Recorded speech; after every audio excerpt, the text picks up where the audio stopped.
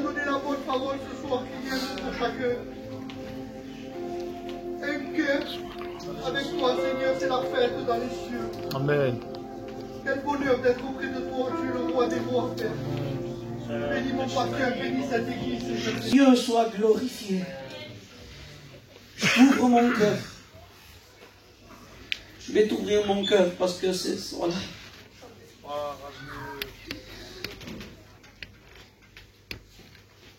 Je suis dedans, détruit. Je te promets que mon intérieur est mort. Parce que quelqu'un que j'aime beaucoup m'a fait du mal aujourd'hui. Et j'étais là, je dis, Seigneur, je ne vais pas arriver à prêcher. Je ne vais pas arriver, Seigneur, je ne vais pas arriver. Je disais, Seigneur, mon intérieur est mort. Et tu sais ce que Dieu m'a dit? Il dit, Ismaël, même des morts, je peux m'en servir. Amen. Rappelle-toi, Élisée. Et qu'Élisée, Élisée était mort depuis longtemps, il restait des os. Et donc, à un moment donné, on jette un soldat qui va toucher les os d'Élisée. Et ce soldat est ressuscité. Amen. Quand Jésus a guéri Bartimée, il a été une bénédiction pour Bartimée. Quand il a parlé à Zachée, il a été une bénédiction pour Zachée. Quand il a parlé à la veuve de Naïm, il a été une bénédiction pour la veuve de Naïm. Mais quand il est mort, il a été une bénédiction pour le monde entier. Amen. Je tiens à te dire quelque chose ce soir. Que Jésus veut transformer ta vie. Amen. Jésus veut briser tes chaînes. Tu es venu fatigué. Tu es venu chargé. Tu es venu avec ton fardeau. Tu es venu avec ton péché. Tu cherches des solutions à droite. Tu cherches des solutions à gauche. Tu essayes par des traitements. Tu essayes par des méthodes. Mais je viens te dire une bonne nouvelle. Tu n'as pas besoin de méthode.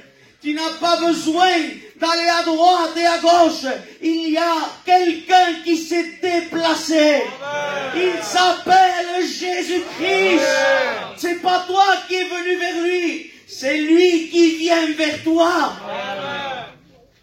C'est Jésus qui est venu. Je vais te dire un secret.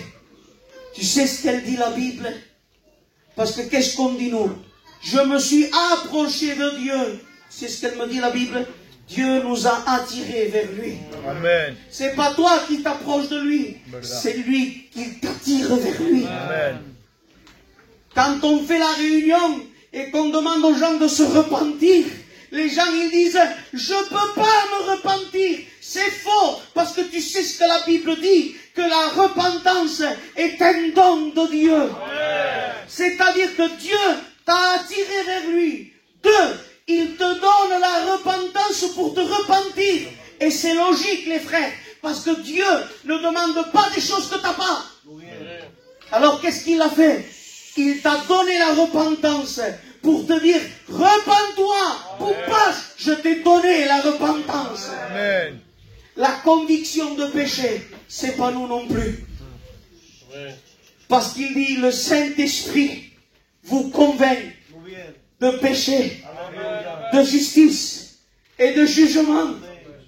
Mais j'ai tellement à faire, et il faut que mes péchés soient effacés. C'est même pas toi. Le sang de Jésus vous purifie de tout péché. La nouvelle naissance, c'est même pas toi. Le Saint-Esprit vous fait naître de nouveau. C'est-à-dire que Dieu a mis tout à disposition. Parce qu'il veut te sauver. Il sait qu'on ne peut pas. Il sait que le péché nous gagne. Il sait que le péché nous domine. Il sait que le péché nous écrase. Il sait que nous, on ne pouvait pas y aller. Alors c'est lui qui est venu. Parce que regarde ce qu'elle dit la Bible. Dieu habite une lumière inaccessible. On ne peut pas y aller. À un moment donné, Dieu descend au mont Sinaï. Il avait tellement d'onction que la montagne tremblait. Il y en a qui ont peur de l'onction. Ils ont peur que les gens soient bénis. Ils ont peur que les malades soient guéris. Ils ont peur que les démons soient chassés. On voit des pasteurs qui n'osent plus imposer les mains. Des pasteurs qui ont peur. Ils s'accumulent les malades et les possédés dans les réunions. Parce qu'ils ont peur d'affronter quelque chose qui est déjà vaincu. Moi, je le raconte souvent ça. Parce que c'est compréhensible. Je travaillais au champ. Pas au champ. Au champ. Et mon père et mon bourgeon me disent, viens Ismaël, il y a un serpent. Et yo, vas-y toi. Ça fait peur un serpent. Pourtant ça rampe, ça n'a pas de jambes, ça n'a pas de bras. Mais tu sais que s'il te touche, il y a des dégâts. Faut pour. Il disait, vas-y toi, Timpo. Mais quand il m'a dit non Ismaël, il est mort. Quand il m'a dit qu'il est mort, j'ai plus eu peur et je me suis approché à Golgotha. Il a écrasé la tête du serpent. Amen. Il a exposé tous les démons un spectacle. Amen. Alors les démons ne nous font pas peur parce qu'on a avec nous celui qui les a vaincus. Amen. Au nom de Jésus. Waouh! Les malades sont guéris. Amen. Au nom de Jésus, les démons sont chassés. On ne doit pas avoir peur des perdants. Parce que le plus fort est avec nous. Amen. Et il y avait l'onction au mont Sinaï, tremblait. Ça tremblait. Une montagne de 3-4 kilomètres de haut. Ça tremblait. Et Dieu était là-bas. Et le peuple voulait y aller. Et Dieu dit, dis-leur qu'ils ne viennent pas. T'imagines? Dieu est là. On ne peut pas y aller. Et souvent on a prêché ça comme Dieu manifeste sa sévérité et sa sainteté. Qu'ils ne s'approchent pas parce qu'ils sont pécheurs. Non, c'est pas ça. C'est pas ça. Dieu leur dit de ne pas s'approcher par amour. Parce qu'il dit, Moïse, dis-leur qu'ils ne s'approchent pas. Parce que s'ils s'approchent, ils vont mourir. Et moi, je ne veux pas que le méchant périsse. Moi, je ne veux pas qu'il meure. Moi, je ne veux pas qu'ils perdent la vie. Parce que je les aime. Je voudrais les prendre. Je voudrais les saisir. Je voudrais un contact. Mais je ne peux pas, par amour, qu'ils s'éloignent encore. Ça veut dire que le péché nous empêchait de s'approcher de lui. Et lui, par amour, était obligé de s'écarter. Comme si Dieu disait, c'est pas la bonne montagne. Alléluia. Dieu était en train de dire là, c'est pas la bonne montagne celle-là. C'est pas celle-là qu'il faut s'approcher. Là c'est la montagne de la loi. Et la loi dit ne t'approche pas. Éloignez-vous. Et tu sais comment je l'ai compris? Parce qu'après, j'ai eu un rappel d'une vidéo que j'avais vue. Pardon s'il y a des mauvais souvenirs que je réveille. À l'époque du Covid, il montrait la vidéo d'un homme. Un homme qui, on l'avait donné, si tu veux toi, un parloir pour voir sa famille. Ça faisait je ne sais pas combien de temps qu'il était confiné. Et lui, quand il sort, qu'est-ce qu'il y a dans la pièce, petite comme l'estrade? Son bébé de 2-3 ans. Mais son bébé, quand ça fait des années, des jours qu'il ne voit pas son papa, quand il voit son père, qu'est-ce que c'est la première réaction? Pas. Et lui, il a peur du virus. Alors, c'est ce qu'il fait le papa. Non, non, t'approche pas. C'est pas par méchanceté qu'il lui dit t'approche pas. C'est par amour. Parce qu'il n'y avait pas d'antidote. Et par amour, il fallait s'éloigner. Et Golgotha et le Sinaï, c'était parce que je t'aime, je suis obligé de rester éloigné. Parce que le virus du péché nous empêche. Mais des années plus tard, sur le mont Golgotha, une autre montagne, encore un tremblement de terre, mais c'est pas la même chose, parce que maintenant là, il y a l'antidote contre le péché, il y a le sang de Jésus qui a satisfait la colère de Dieu. Et Jésus dira, quand je suis entre ciel et terre, j'attirerai tout le monde à moi. Amen. Le tonnerre, tu sais qu'il y avait des tonnerres au Sinaï. Quand Dieu parlait, des tonnerres. Quand Dieu parlait, Moïse était là, devant Dieu, lui seul. Les autres non. Lui seul devant Dieu. Et quand Dieu disait, Moïse, je vais t'enseigner les 10 commandements. Et cada cop que Dieu parlava, un tonnerre. Tu aimeras l'Éternel ton Dieu de tout ton cœur. Des tonnerres sur le mont Sinaï. Dieu donnait la loi, mais en même temps, on ne pouvait pas s'approcher. Parce que tu sais pourquoi elle a été faite, la loi. La loi, elle était faite pour que l'homme se rende compte que de lui-même, il ne peut rien faire. La loi, en vrai, n'a pas été faite pour la pratiquer. La loi a été faite pour nous révéler notre incapacité. Parce que la Bible dit que si on péchait contre un commandement, on était coupable de tous. S'il n'y a pas d'adultère, il y a du vol. S'il n'y a pas du vol, il y a du meurtre. S'il n'y a pas du meurtre, il y a du murmure. Tel commandement, 613 commandements il y avait. Et si tu péchais sur un, tu péchais sur tous. Alors qu'est-ce qu'on va faire nous? On veut un évangile light. Plus léger, plus gentil. Allez, on va dans le Nouveau Testament. Jésus, on vient de Sinaï. Et ton père est fâché. Et donc, ben il a dit que celui qui commet, il meurt. Mais toi, tu es la grâce, t'es gentil, qu'est-ce que tu dis? Et Jésus dit, mon père a dit celui qui commet, moi je dis celui qui pense.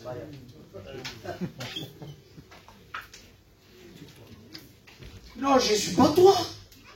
On est venu chercher un peu de consolation, on dit, on peut y arriver.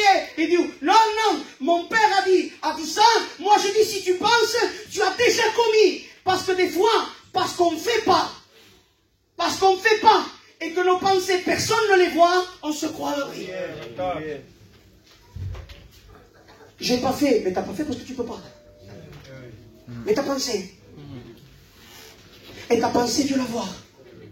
Et ta pensée, Dieu la tient pour commis. Parce qu'il y a quelque chose que mon copain Michael a dit. Michael de Revel. Parce que j'étais pas au séminaire, je suis en train de me le faire, moi, le séminaire à la maison. Dieu que vous êtes des sépulcres blanchis. Blanchis, des sépulcres blanchis. Quand je regarde, moi, je vois du blanc. Et le blanc, c'est la pureté. C'est la couleur de la sainteté. Le blanc, c'est l'immaculé. Le blanc, c'est ce qui est saint. Le blanc, c'est ce qui est pur. Mais regarde ce que dit Dieu. Il dit, mais dedans, plein d'ossements. Donc moi, si je vois l'extérieur, je vois du blanc. Je vois du pur. Je vois du saint. Mais la même parole blanc en hébreu veut dire transparent. Ça veut dire que ce que moi je vois blanc, Dieu le voit transparent. Il dit, Ismaël, toi tu vois le blanc, mais moi je vois transparent. Je vois qu'à l'intérieur, il y a des choses cachées. Je vois que dehors c'est saint, mais dedans c'est mort. Je vois qu'il y a des choses qui se font dans le secret. Je vois qu'il y a des pensées qui sont cachées. Je vois qu'il y a des péchés qui ne sont pas révélés. Je vois qu'il y a des choses qu'on n'ose même pas dire. Que si on le dit, il faut dire qu'on parte de nos villes. Dieu voit tout. Dieu sait tout. Dieu entend tout. Dieu connaît tout. Et Dieu savait que ton péché ne pouvait pas coller avec lui parce que Dieu est saint, parce que Dieu est pur. Alors qu'est-ce qu'il a fait, Dieu? Il a vu que l'homme ne pouvait pas s'approcher de lui. Alors qu'est-ce qu'il a fait? Il a dit, Jésus, Seigneur, fais-moi un corps. Ils ne peuvent pas venir. Et il y a un texte guapo que Dieu a cousu le corps de Jésus. Dieu lui a cousu un corps, comme toi et moi, à cause de notre péché. Toi et moi, à cause de nos pensées de suicide. Toi et moi, à cause de la sorcellerie et des angoisses, à cause de tout ce qu'on pratique, de tout ce qu'on fait, de tout ce qu'on dit, on ne pouvait pas venir. Mais Dieu nous aime trop. Alors lui, en forme de Dieu, Dieu lui a cousu un cordon. Amen. Et la Bible dit que Jésus est venu, non pas Dieu déguisé en homme, mais il est venu en vrai homme. Amen. Toi, tu ne pouvais pas venir, mais Jésus est venu. Et Jésus devait satisfaire la colère de Dieu. Il y a quelque chose que j'ai compris par rapport à la croix. C'est que la croix n'a pas servi à nous sauver du diable. La croix a servi à nous sauver du jugement de Dieu. Pourquoi je dis ça? Je dis ça parce que ce n'est pas le diable qui nous envoie en enfer, c'est Dieu qui va nous envoyer en enfer, qui nous envoie en enfer. Ouais. Alors Dieu, comme il ne veut pas t'envoyer en enfer, il a préparé une porte de sortie. Et cette porte de sortie, tu sais c'était quoi? C'était Jésus à la croix. Et Jésus à la croix, entre ciel et terre, te explique comme Jésus ensanglanté, quand Dieu voyait Jésus, il voyait un homme accessible, parce que Jésus était sans péché. Et quand l'homme regardait Jésus, il voyait Dieu accessible. Eh bien, je vais te dire quelque chose. Voilà ce que dit la Bible. Dieu, en Christ, a réconcilié l'humanité avec lui-même. C'est-à-dire, c'est nous les coupables. Et nous autres, c'est pas Dieu. C'est nous les coupables. C'est nous normalement à chercher la réconciliation. Et la Bible m'apprend que non. C'est Dieu qui vient en Christ chercher la réconciliation avec nous. Merci Jésus. Jésus à la croix, les frères. Il porte ta robe. Il porte tes exomies. Il porte tes angoisses. Il porte les meurtres. Il porte les péchés les plus horribles, les plus laids qui puissent exister. Il les porte sur lui. Pas en lui. Il les porte sur lui. Le poids de tous les péchés. Et là, il est crucifié et les mains écartées. Et je te dis quelque chose que Michael aussi a dit. C'est qu'il y a quelqu'un qui a fait presque la même chose. C'est Samson. Samson, le jour de sa mort, on le met entre deux colonnes. La même position que Jésus à la croix.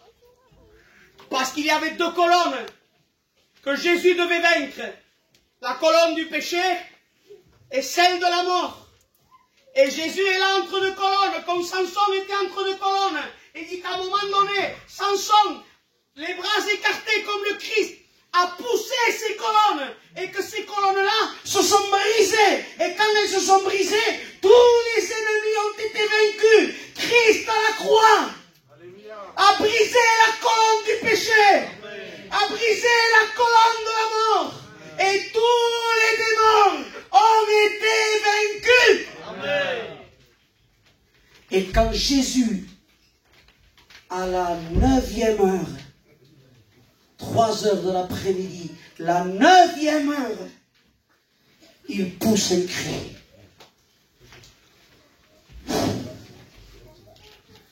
Il pousse un cri.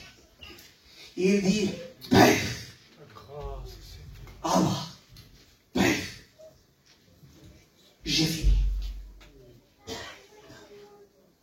Nos Bibles disent, j'ai tout accompli, mais la Bible King James dit comme ça, Père, j'ai fini. C'est comme s'il disait, ça y est, tout ce que tu m'as dit, je l'ai fait. Pas sous cabane. Et tu sais ce qui s'est passé quand Jésus a dit ça? C'est que dans le temple, c'est que dans le temple, il y avait une séparation qui disait que toi, moi, on ne pouvait pas s'approcher. Un élu, par-ci, par-là, une chose. choisi.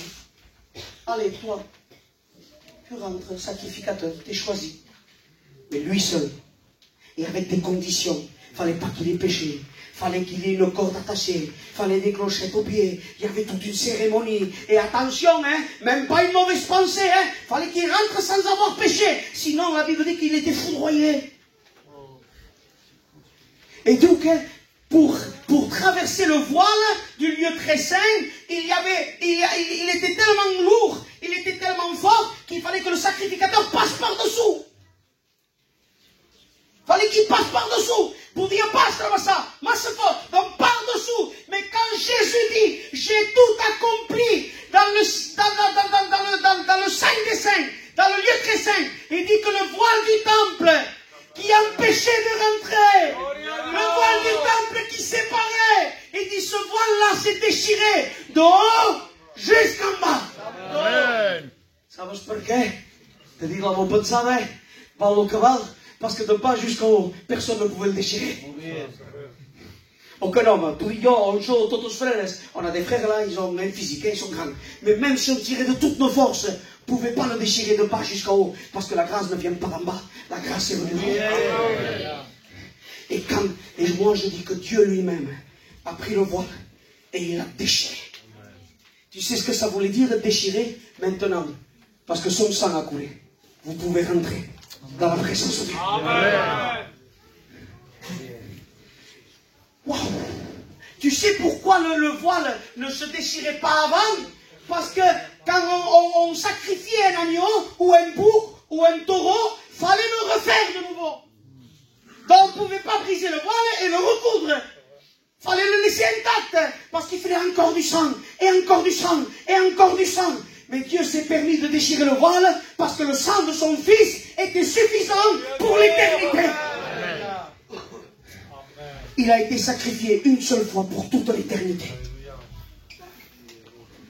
Et Jésus est mort. Comme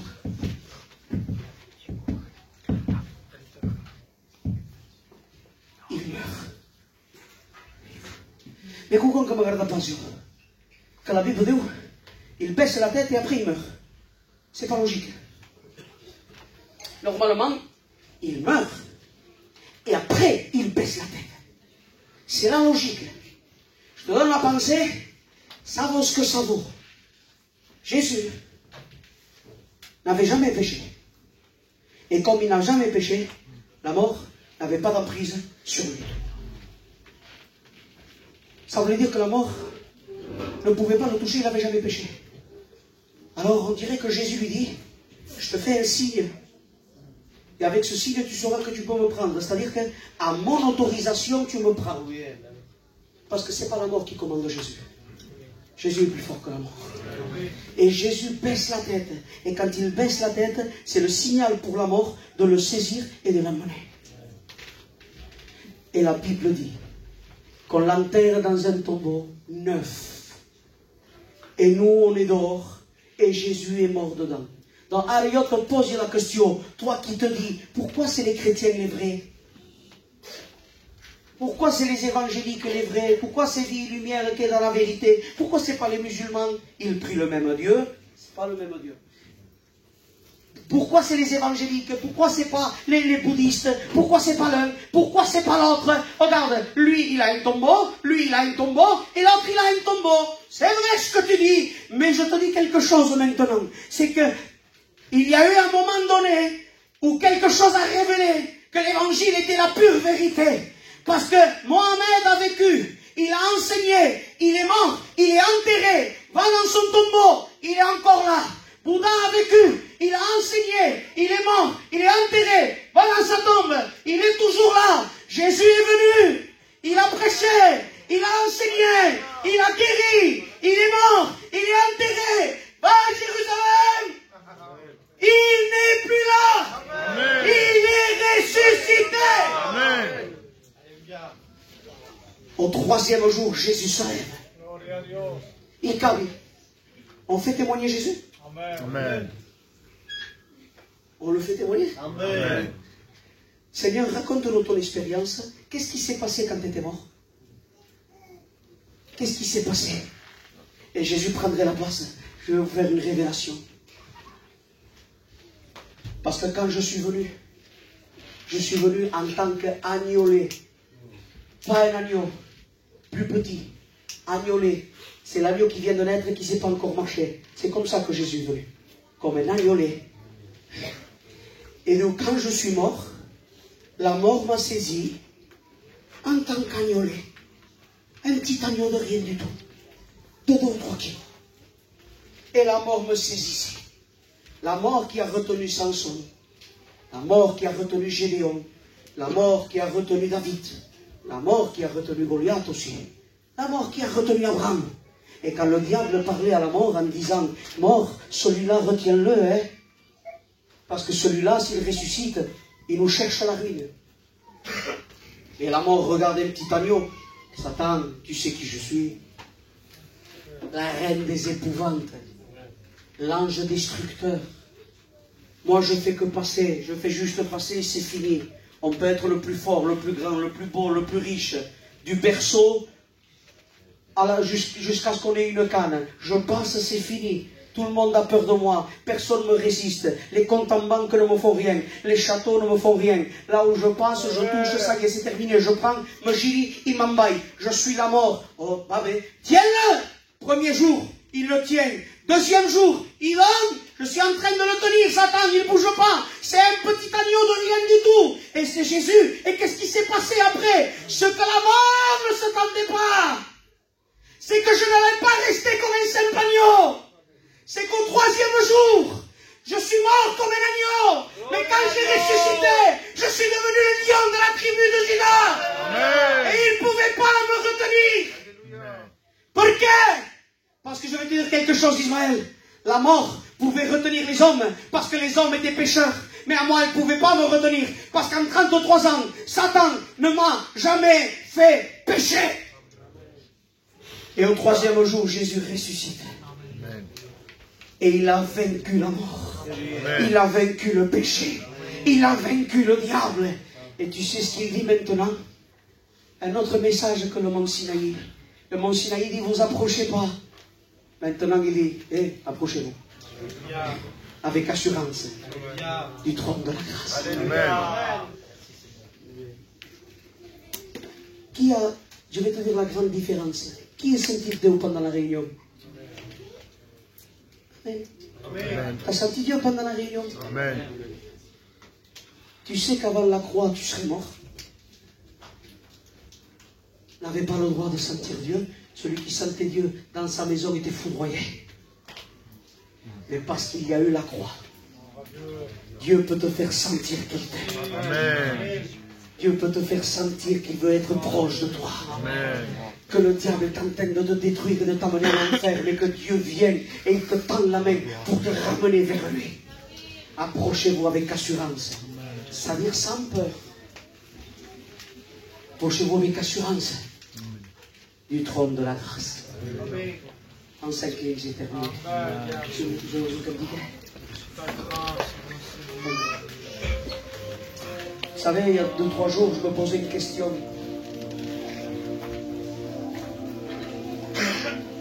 Si je ne devrais pas changer un peu de message. Parce que j'ai peur que Dieu m'est témoin, je dis les frères, ils viennent avec moi, je prêche toujours pareil. La croix, la croix, la croix, la croix, la croix. J'ai des messages, j'ai regardé, j'en ai une centaine à peu près. Et dit, la prochaine fois je prêcherai différent. Pauvresse. Je dis ça en haut de ma rue. En haut de ma rue, je dis ça. Je descends. Et le pasteur Tom m'appelle de loin. Ismaël! On te par là! Moi j'ai peur. Sur un soumiat! Oh, calme-toi.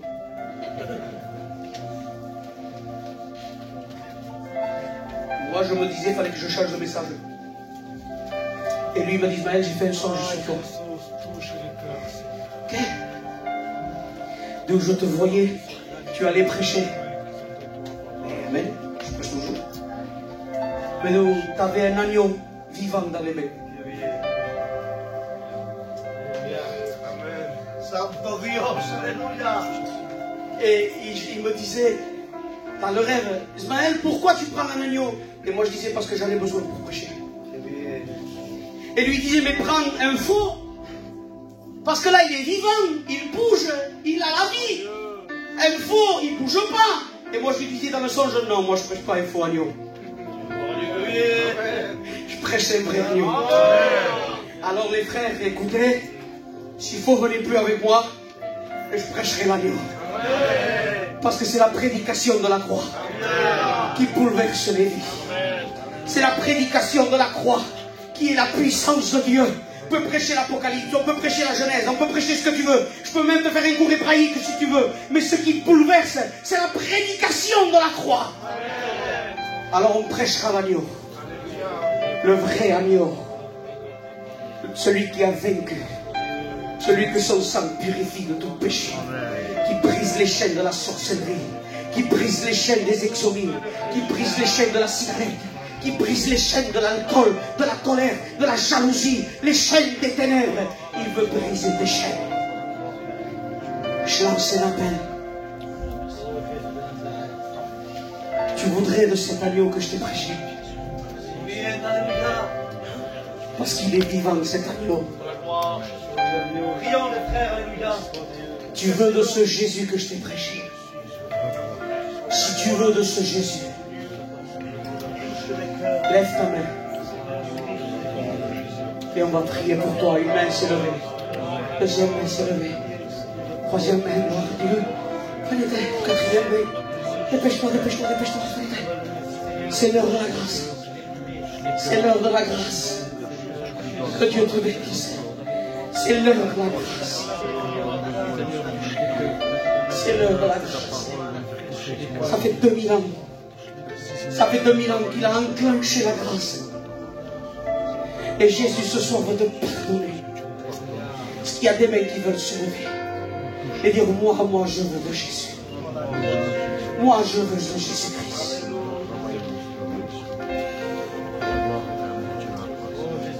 Est-ce qu'il m'aime à moi? Je te promets qu'il t'aime à toi. Que l'évangile c'est pas pour les autres. L'évangile c'est aussi pour toi. Toi qui dis, moi je ne pourrai pas. T'as raison.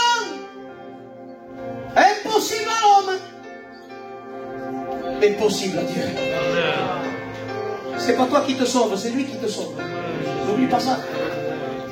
Mais comment je fais pour la cigarette? Te deslivrarà. Come farei pour ce que tu es? On se trouvera. Come farei pour la drogue? On se trouvera. Tout est possible à Christ. Amen. Alors s'il y a des mains qui veulent se lever, lève-toi au nom de Jésus. Lève ta main. Lève ta main, dis, moi je veux de Jésus. Moi je veux expérimenter le Christ. Je veux expérimenter cet agneau. Que Dieu bénisse cet homme qui a levé sa main. Gloire à Dieu. Il y a des gens qui lèvent leur main, qui ont besoin de Jésus. Lève ta main au nom de Jésus. Lève ta main, on va prier pour toi. N'aie pas honte. N'aie pas honte.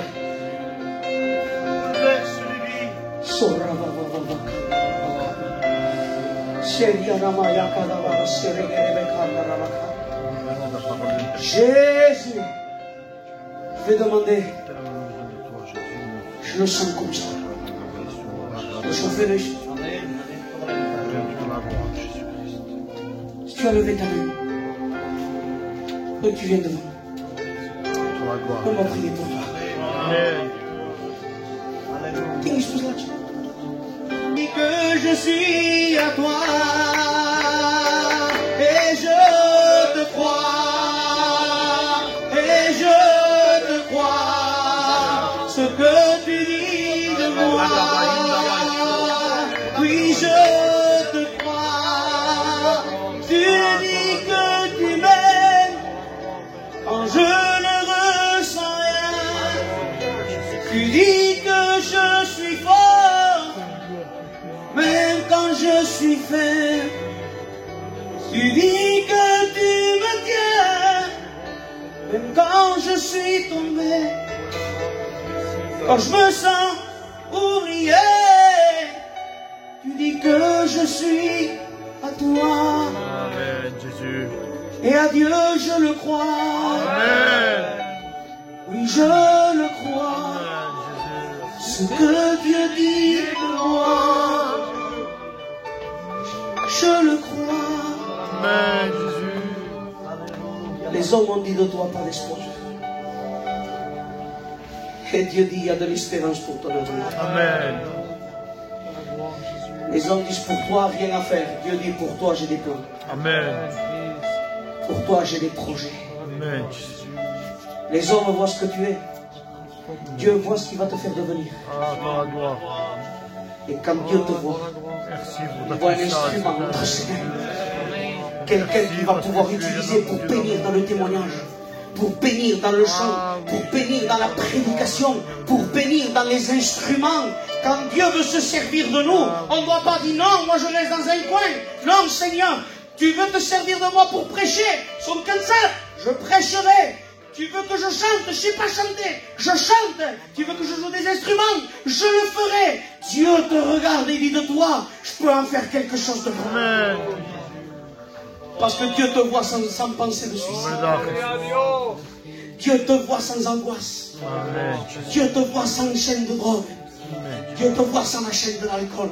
Dieu te voit sans la chaîne de la cigarette. Dieu te voit sans la solitude. Parce que des fois on se sent tout seul. Mais Dieu te dit, écoute, tu ne seras plus seul. Parce que même si le père et la mère abandonnent ses enfants, moi, je suis avec toi. Amen. Il est un père pour l'orphelin. Amen. Il est un père pour l'orphelin. Dieu a un projet. On prie Dieu. On dit merci à Dieu pour la réunion. Ah oui, roi des rois. Merci Seigneur. Merci, Seigneur Dieu. Parce que tu es là. Merci pour ton nom, Seigneur. Parce que la réunion t'appartient. Merci parce que tu as permis cela pour moi. Parce que tu veux délivrer. Merci parce que tu nous as Parce que tu veux sauver. Ce soir, on part avec toi. Ce soir, Seigneur, les chaînes se brisent. Seigneur, laissez derrière nous. Jésus ne fait pas que parler, Jésus agit. Jésus ne fait pas que dire, mais Jésus accomplit ce qu'il dit. Alors Seigneur, au nom de Jésus, glorifie-toi par des miracles et des prodiges. Glorifie-toi par des délivrances. Glorifie-toi par des repentances vraies. Glorifie-toi par des changements de vie réels. Alors au nom de Jésus, à Dieu soit la gloire. Amen. Que Dieu soit béni.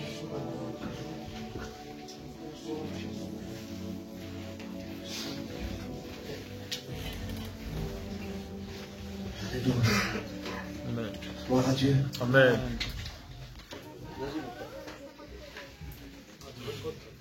Béni soit Dieu. Béni soit Dieu. Amen.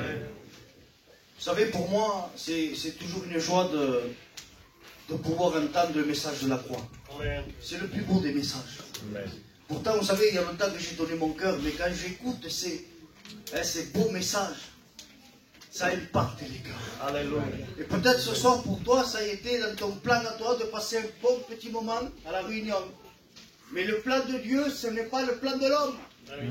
Peut-être ce soir, et je le crois, que Dieu a touché ton cœur. Amen. Alors, j'aimerais t'encourager, attends-toi à voir la gloire de Dieu. Amen.